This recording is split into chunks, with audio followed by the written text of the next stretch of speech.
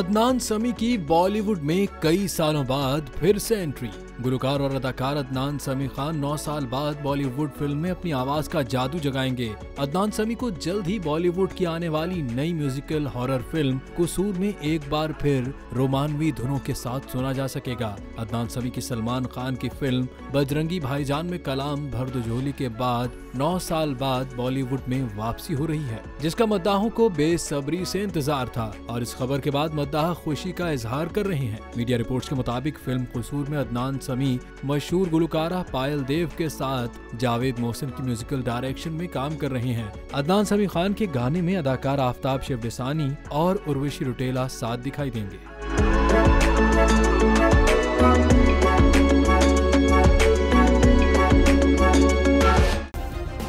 Subscribe करें और bell दबाएं ताकि कोई खबर रह न जाए।